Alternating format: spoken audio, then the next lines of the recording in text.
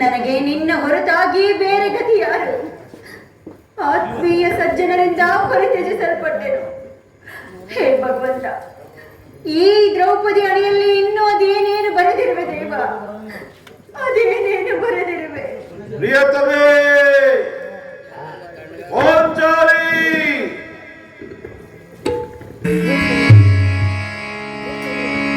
ಪ್ರಿಯತಮೇ ಪಾಂಚಾಲಿ, ಇವಳೇಕೆ ಈ ರೀತಿ ಚಿಂತಾಮಗ್ನಳಾಗಿರುವಳು?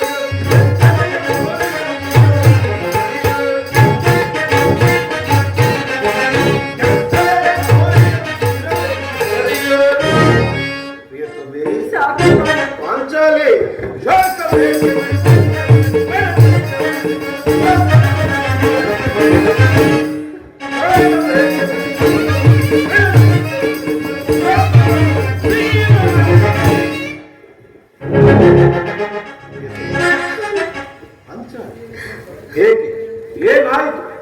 ನಿಷ್ಕಾರಣವಾಗಿ ಹೇಳುತ್ತಿರುವ ಏಕೆ? ನಾನು ನಿಷ್ಕಾರಣವಾಗಿ ಅಳುತ್ತಿಲ್ಲ. ಈ ಪಾಂಚಾಲಿ ಅಳುವಿಗೆ ಒಂದಲ್ಲ 10 ಕಾರಣಗಳಿರುವವು. ನೀವಾದರೂ ಪುರುಷರು, ನಿಮ್ಮನ್ನು ಯಾರಾದರೂ ದೂರಿದರೆ, ಅಪಮಾನ ಪಡಿಸಿದರೆ ಸ್ವತಃ ನೀವೇ ಅವರಿಗೆ ಪ್ರತಿಕಾರ ಮಾಡುವಿರಿ. ಆದರೆ ಈ ಸ್ತ್ರೀಯರ ವಿಚಾರವೂ ಹಾಗಲ್ಲ. ಅವರು ಅನ್ನ ವಸ್ತ್ರಗಳಿಗಾಗಿ ಪರರನ್ನು ಆಶ್ರಯಿಸಬೇಕು.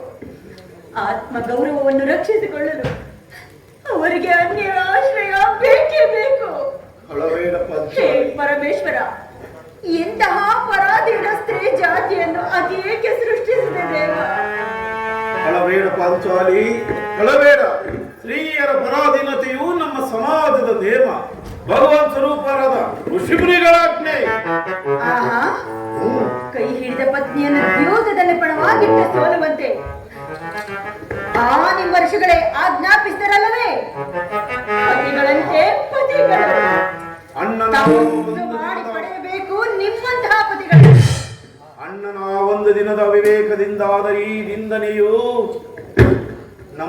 ಸಾಯುವ ತನಕ ಬಿಟ್ಟಿದ್ದೇ ಅಲ್ಲ.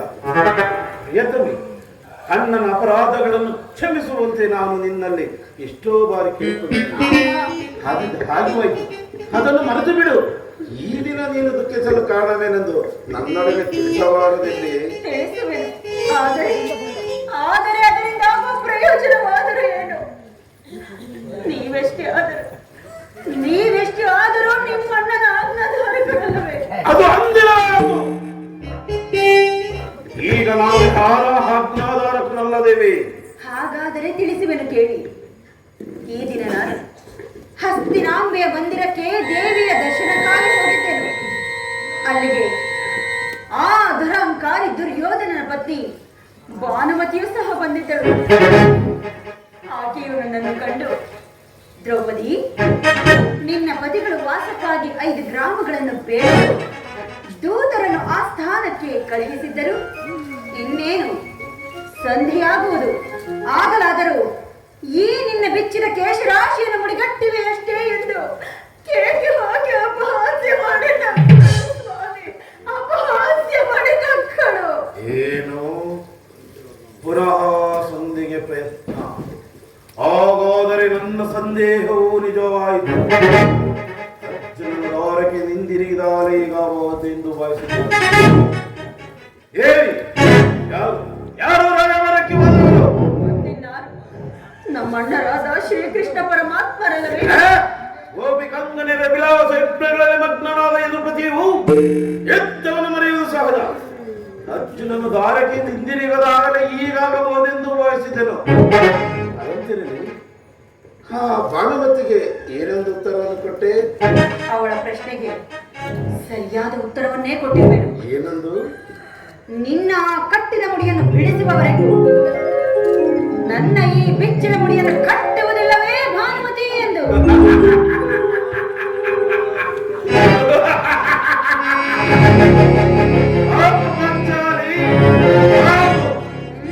ಚಮತ್ಕಾರವಾದ ಉತ್ತರ. ನೀನು ನಮ್ಮಗಳ ಸಂಗಡ ಕದನ ಮಾಡುವುದರ ನಿನ್ನ ಚತುರತೆಯನ್ನು ಮುಗಿಸಿದ್ದೆ ಎಂದು ಭಾವಿಸಿದ್ದೇನು. ದೇವಿ, ಈ ಆನಂದ ಸಮಯದಲ್ಲಿ ಬಾ, ಈ ನನ್ನ ತಲೆಯನ್ನು ಅಲಂಕರಿಸುವ.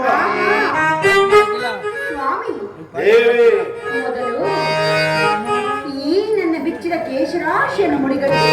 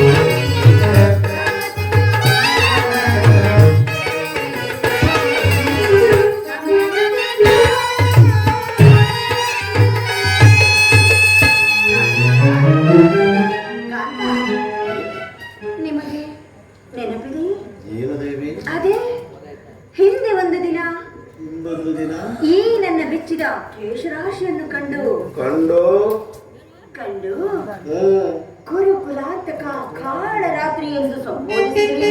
ಇನ್ನು ಅದೇನೇನೋ ಹೇಳಿದಿರಲ್ಲವೇ?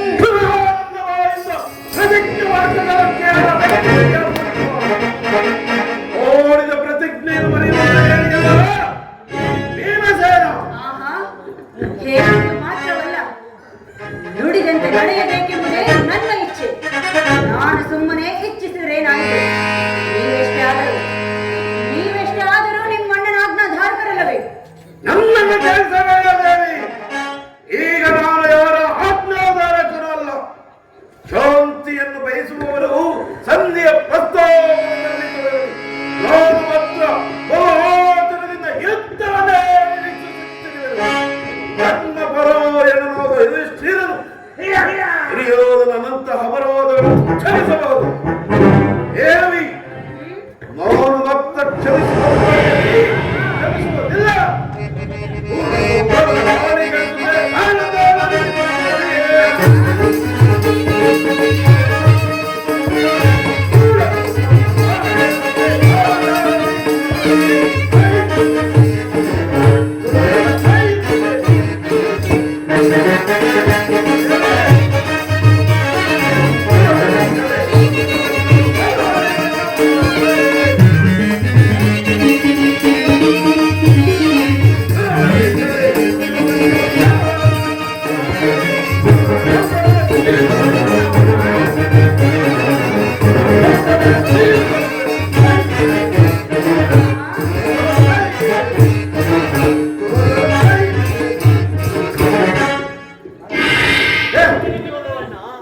ಅಣ್ಣನಾದ ಭೀಮಸೇನನು ಸಂಧಿಯ ಪ್ರಸ್ತಾಪವನ್ನು ಕೇಳಿ ಕೇರಳದ ಸಿಂಹದಂತೆ ವಿಜೃಂಭಿಸುತ್ತಿದ್ದಾನೆ.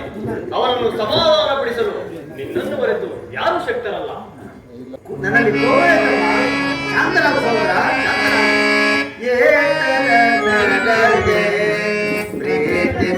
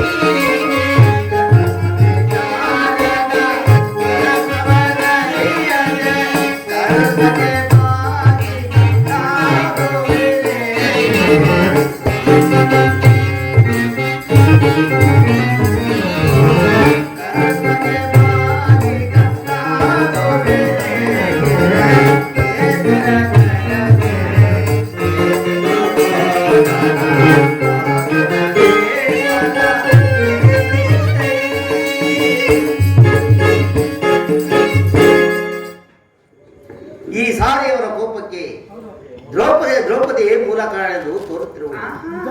ಶ್ರೀಕೃಷ್ಣ ಪರಮಾತ್ಮನು ಹೇಳುತ್ತಿದ್ದನು, ಜಗತ್ತಿನ ಸುಖ ದುಃಖಗಳಿಗೆ ಸ್ತ್ರೀಯರೇ ಮೂಲ ಕಾರಣ ಎಂದು. ಅರ್ಜುನ, ಕೌರವರೊಡನೆ ಇದ್ದಕ್ಕಿಂತ ಈ ನನ್ನ ಸಹೋದರನ ಕೋಪವನ್ನು ಶಮನ ಮಾಡುವುದು ನನಗೆ ಅಸಾಧ್ಯವಾಗಿದೆ. ಭೀಮಸೇನ, ನಿನ್ನ ಕೋಪವನ್ನು ತಡೆಯುವ ಶಕ್ತಿ ನನ್ನಲ್ಲಿಲ್ಲ.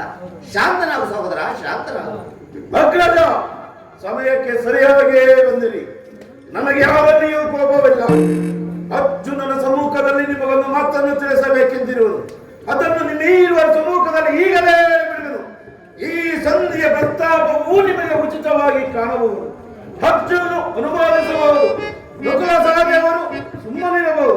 ಆದರೆ ಈ ದಾಸ್ಯವೃತ್ತಿಯನ್ನು ನಾನು ಕಂಡವರ ಕಳಂಕವೆಂದೇ ಭಾವಿಸುತ್ತೇನೆ. ಕಂಡವರ ಮನೆಯ ಬಾಗಿಲಲ್ಲಿ ನಿಂತು ಸಂಧಿಯಾಚನೆ ಮಾಡಲು ಅವನು ರಾಜ್ಯವನ್ನು ನಮ್ಮನ್ನು ಬುದ್ಧವಾಗಿ ಪಡೆಯಲಿಲ್ಲ. ಈ ಅಪಮಾನವು ನಿಮಗೆ ಸಹ್ಯವಾಗಿರುವುದು. ಹೋದರೆ ಇನ್ನೊಂದು ಗಳಿಗೆ ನಾನು ಸಹಿಸುವ ತಕ್ಕವನೇ ಇಲ್ಲ. ಯುದ್ಧಕ್ಕಾಗಿ ನಿಮ್ಮ ಅನುಮತಿಯನ್ನಾಗಲಿ ಅರ್ಜುನನ ಸಹಾಯವನ್ನು ಅವನು ಅಪೇಕ್ಷಿಸುವುದಿಲ್ಲ. ನಾನು ಮತ್ತು ಈ ನನ್ನ ಎರಡೇ ಸಾಕು. ಗುರುಕುಲವನ್ನು ಸಂಪೂರ್ಣವಾಗಿ ನಾಶ ಮಾಡಬಲ್ಲದು. ಸಂಧಿಯ ಪ್ರಸ್ತಾಪವನ್ನು ಮಾಡುತ್ತೀರಿ. ನನಗೆ ತೋಚಿದ್ದನ್ನು ನಾನು ಮಾಡುವೆನು. ಮಾಡಬೇಡ ಅಣ್ಣ. ಧರ್ಮಜನು ನಮಗಿಂತಲೂ ಹಿರಿಯನು. ಆತನ ಇಷ್ಟಕ್ಕೆ ವಿರುದ್ಧವಾಗಿ ನಾವು ಯುದ್ಧವನ್ನೇ ಪ್ರಾರಂಭಿಸುವುದೇ. ಇದಕ್ಕೆ ಬೇರೆ ಹೇಳಬೇಕು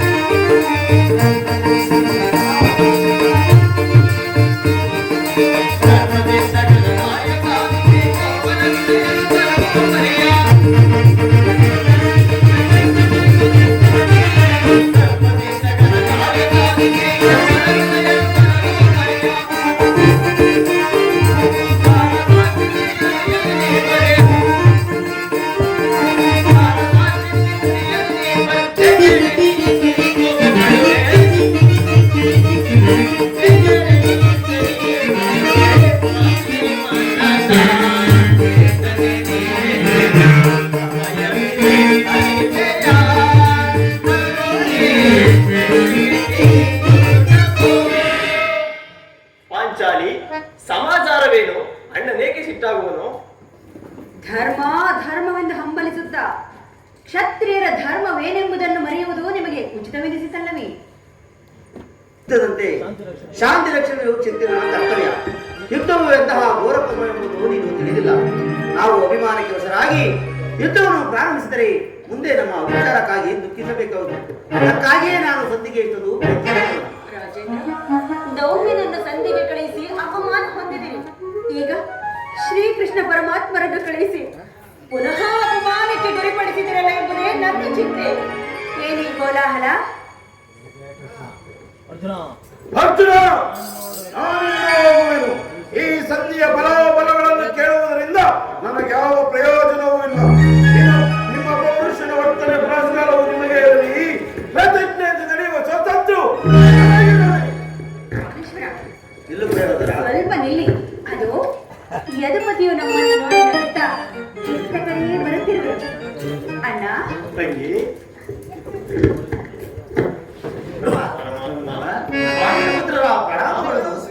ನಿಮ್ಮೆಲ್ಲರಿಗೂ ಮಂಗಳವಾರ.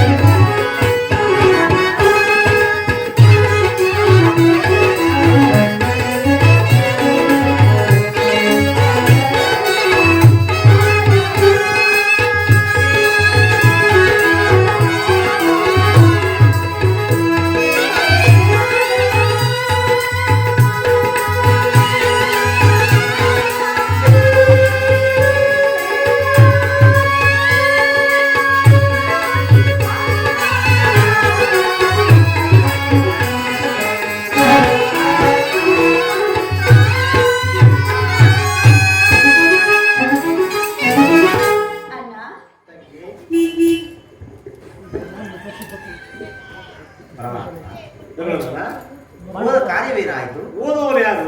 ಕೃಷ್ಣನಲ್ಲವೇ? ಅಂದರೆ ಎಲ್ಲವೂ ಸಮರ್ಪಣವಾಗಿ ನಡೆಯಿತು. ಸಂಧಿಯ ವಿಚಾರಗಳು ನಡೀತಷ್ಟೇ. ಹೋಗಿದ್ದ ಕಾಯಿಯಲ್ಲವೇ ದುರ್ಯೋಧನ. ವಂಚನೆ ಇನ್ನಿರುವುದು ನನಗೆ ಸಾಧ್ಯವಿಲ್ಲ. ಅವರ ಇಚ್ಛೆಯಂತೆ ಅವರ ನಡೆಯಲಿ. ನನಗೆ ದೋಚಿದ್ದನು ನಾನು ಮಾಡುವೆನು. ಪ್ರಾಣೇಶ್ವರ, ಸ್ವಲ್ಪ ನಿಲ್ಲಿ. ನಮ್ಮಣ್ಣನ ಮಾತು ಮುಗಿಯಲಿ. ನಿಮ್ಮಣ್ಣನ ಮಾತು ಮುಗಿಯುವುದರೊಳಗಾಗಿ ನನ್ನ ಕಾಲಿಗೆ ಮುಗಿದು ಹೋಗುವುದಿಲ್ಲವೇ? ಕೃಷ್ಣ, ಇದೇನಾಯಿತು? ವಿಚಾರವನ್ನು ಸಂಧಿ ವಿಚಾರವನ್ನು ತಿಳಿಸಿದರು. ಎಲ್ಲರೂ ಒಪ್ಪಿಕೊಂಡರು. ಯಾರ್ಯಾರು ಒಪ್ಪಿದರು? ರುಕ್ಮಿಣೀಪತಿ, ಈ ನಿನ್ನ ಸಮಸ್ಯೆಯ ಮಾತುಗಳು ನನಗೆ ಬೇಡ. ಅಗ್ರಜನ ಅಪೇಕ್ಷೆಯಂತೆ ಐದು ಗ್ರಾಮಗಳಿಗಾಗಿ ಕೃಷ್ಣ ಕೃಷ್ಣ, ಈಗ ತಿಳಿದು ನಿನ್ನ ಅಭಿಮತ. ಅಜ್ಞಾತವಾಸದ ನೆಪದಲ್ಲಿ ಅರ್ಜುನನ ಬಲೆ ತೊಟ್ಟರು. ಈ ಸಂಧಿಯ ವಿಚಾರದಲ್ಲಿ ನಮ್ಮೈವರಿಗೂ ಸೀರೆ ಉಳಿಸಲು ಅಪೇಕ್ಷಿಸುವ ಯಾದವಗ್ರಣಿ ಪೌಂಡ ಪುತ್ರನ ಮೇಲೆ ನಿನಗೆ ಇಷ್ಟೊಂದು ಆಕ್ರೋಶ ಬೇಕೆ? ಬಿಂಬಸೇನ, ನಿನಗೆ ಇಷ್ಟದ ಅಸಹನೆ ಏಕೆ? ಇದು ನನಗೆ ಹೆಚ್ಚಿಗೆ ಸಂಬಂಧಪಟ್ಟ ವಿಷಯ. ಸ್ವಾಭಿಮಾನ ಶೂನ್ಯವಾದ ಸಂಧಾನದೊಡನೆ ಪ್ರಚಂಡ ಭೀಮನೆಯಂತಹ ಸಂಬಂಧ ಇರುವುದು, ಅತ್ಯಂತ ನಿಕಟವಾದ ಸಂಬಂಧವಿರುವುದು. ಪರಮಾತ್ಮ, ಮುಂದೇನಾಯ್ತು? ರಾಜ್ಯಸಭೆಯಲ್ಲಿ ಅವರೆಲ್ಲರೂ ಒಪ್ಪಿಕೊಂಡರು. ಯಾರು ಯಾರು ಒಪ್ಪಿದರು? ಭೀಮ, ದ್ರೋಣ, ಕುಪಾಮುಂಡರು, ಓ ದುರ್ಯೋಧನ, ಅವರು ಸಹ ಇಲ್ಲಿ ನನಗೆ ಕೆಲಸವಿಲ್ಲ. ಈ ದುರ್ವಾರ್ತೆಗಳನ್ನು ಕೇಳಬೇಕೆಂಬುದೇ ನಿನ್ನ ಇಚ್ಛೆ ಆಯಿತು. ಕೃಷ್ಣ, ಅದನ್ನು ಸಾಧಿಸು, ಬಹಳ ಚೆನ್ನಾಗಿಯೇ ಸಾಧಿಸು. ಸಹೋದರರೇ, ನಿಮ್ಮ ಪೌರುಷನ ವರ್ತನೆ ಪುರಸ್ಕಾರವನ್ನು ನೀವೇ ಬಂಧಿಸಿರಿ. ಈ ಭೀಮನು ಅದನ್ನು ಯಾವ ಭಾಗವನ್ನು ಅಪೇಕ್ಷಿಸುವುದಿಲ್ಲ. ಯಾಜ್ಞಸೇನಿ, ನೀನು ನಿರಾಶರಾಗಬೇಡ. ಈ ಭೀಮನ ಬದುಕಿದ್ದರೆ ನಿನ್ನ ಸೇಡನ್ನು ತೀರಿಸದೆ ಗೊತ್ತಿಲ್ಲಯ್ಯ. ನೀನು ಇಷ್ಟೊಂದು ನಿಜವಾಗಿ ನಿಮ್ಮ ಬದಿಯೇ ಸರಿ. ಇಷ್ಟೊಂದು ಕೋಪ ಇರುತ್ತಾರೆ. ಆ ರಕ್ಕಸನ ಹಾಳಾದರೂ ಹೇಗೆ? ಸ್ವಲ್ಪ ಸಮಾಧಾನದಿಂದ ನನ್ನ ಮಾತನ್ನು ಕೇಳು. ಕೃಷ್ಣ, ಸುಮ್ಮನೆ ನನ್ನನ್ನು ಕಾಡಬೇಡ. ಈ ಸಂಧಿಯ ಸುದ್ದಿಯು ನನಗೊಪ್ಪದು ನಿನಗೆ ಒಪ್ಪುವ ವಿಚಾರವಿರುವುದು ಭೀಮಸೇನ. ಆ ದುರ್ಯೋಧನ ನಿನಗೆ ಸಂದೇಶ ಕೊಡ್ತಿರುವನು. ಏನು? ದುರ್ಯೋಧನನ ಸಂದೇಶ? ಹಾಗಾದರೆ ಅದರ ಉದ್ದೇಶವು ಸಂಧಿಯಾಗಿರಲಾರದು. ಹೇಳು ಕೃಷ್ಣ, ಬೇಗ ಹೇಳು. ಏನೋ ಸಂದೇಶ? ಭೀಮಸೇನ, ಆ ವಿಚಾರವನ್ನು ಕೇಳುವ ಇಚ್ಛೆ ಇದ್ದರೆ ನೀನು ನನ್ನ ಗದಿ ದೂರ ಬಿಟ್ಟು ಸ್ವಲ್ಪ ಕಾಲ ಇಲ್ಲ, ನಿಂತಿದ್ದಂತೆ ಬಿಡು. ನೀನು ಕುಳಿದುಕೊಳ್ಳುವುದು ಹೇಳುವುದಿಲ್ಲ. ಈ ಪರಿಹಾಸ ಬೇಕೆ ಕೃಷ್ಣ? ಇದು ಪರಿಹಾಸವಲ್ಲ ಭೀಮಸೇನ. ಮತ್ತೆ ಗಂಟಲ ಅಷ್ಟು ಭಯ. ಆಹಾ, ಇದು ನಿನ್ನ ಅಪೇಕ್ಷೆಯಂತೆ ಕುಳಿತುಕೊಳ್ಳಬೇಕು. ಈಗಲ್ಲ ಅದನ್ನು ಹೇಳು. ಏನೋ ಸಂದೇಶ? ನೀನು ಕೋಪ ಮಾಡುವುದಿಲ್ಲ. ಅದು ಆಗಲಿ. ಹಾಗಾದ್ರೆ ಈಗ ನನ್ನ ಬಂದಿ ಅದು ಕ್ಷಣಕಾಲ ಮಾತ್ರ. ತಂಗಿ, ನಾನು ಹೇಳುತ್ತೆ ಮಾಡುವಿಯಾ? ದಿವಸೇನ ಬಿರಿಯಾದರು ಅರ್ಜುನ, ಈ ಗದೆ ತಂಗಿ, ನಾನು ಮಾತನ್ನು ಕೇಳುವಿಯಾ? ನಿಮ್ಮ ಮಾತನ್ನು ಎಂದಾದರೂ ನೀರಿರುವೆನೆ ಅಣ್ಣ. ಹಾಗಾದರೆ ತೆಗೆದು ಕವರು ಎಕ್ಕದಿಂದ ನಿನ್ನ ಪುಟ್ಟ ಕರವು ಬಂದಿಸು. ಇನ್ನೇನು ಪರಿಹಾಸ್ಯವೇ ಅಣ್ಣ. ಇದು ಪರಿಹಾಸವಲ್ಲ ತಂಗಿ. ಇದು ನೀನು ಶತ್ರುಗಳನ್ನು ಬಿಡಿಸಲು ಮಹಾಪಂಡಿತಿ ಅಂತೆ. ಆದರೆ ನಿನ್ನ ಪುಟ್ಟ ಕರವು ಬಂದು ಬರುವುದು ನೋಡೋಣ. ಅದಕ್ಕೋಸ್ಕರ ಭೀಮಸೇನ, ಆ ಸತ್ಯಗಳು ಇಚ್ಛೆ ಇದ್ದರೆ ಪಾಂಚಾಲಿ ಕೃಷ್ಣನ ಹೇಳಿದಂತೆ ನನ್ನ ಕರಗಳನ್ನು ಬಂಧಿಸು. ಹಾಗೆ ಆಗಲಿ ಸ್ವಾಮಿ.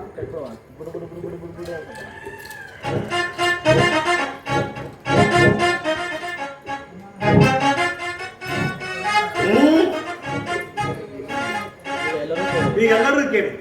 ಈ ಭೀಮಸೇನ ಬಂಧಿಸುವ ಹಗ್ಗವು ನಾನು ಅಣ್ಣವನ್ನು ಬಂಧಿಸೋಣವಾಗಿತ್ತು.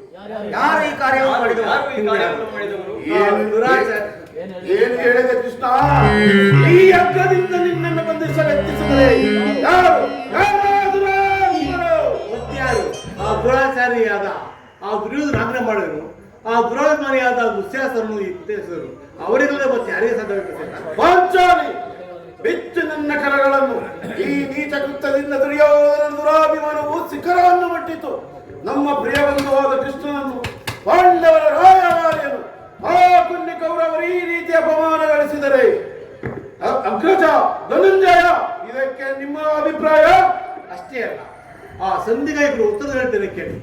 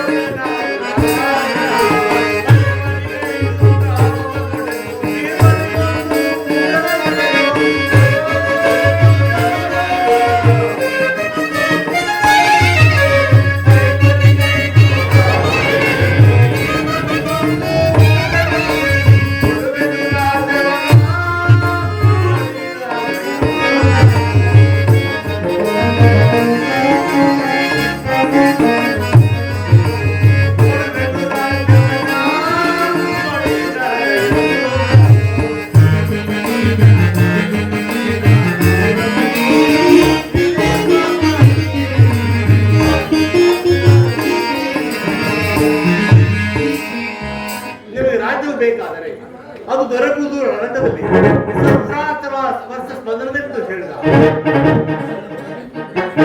ಈ ಸಂದೇಶಕ್ಕೆ ನಮಗಿನ್ನು ಉಳಿದುದು ಒಂದೇ ಉತ್ತರ, ಅದು ಯುದ್ಧ. ಕೃಷ್ಣ, ನೀನೇ ತಿಳಿದಿರುವೆ, ನಾನು ಈ ಯುದ್ಧವನ್ನು ಅಪೇಕ್ಷಿಸಿದವನಲ್ಲ, ಸತ್ತಿಗಾಗಿ ಸರ್ವ ಪ್ರಯತ್ನವನ್ನು ಮಾಡಿದೆ ಎಂದು ನೀನೇ ತಿಳಿದಿರು ಪರಮಾತ್ಮ.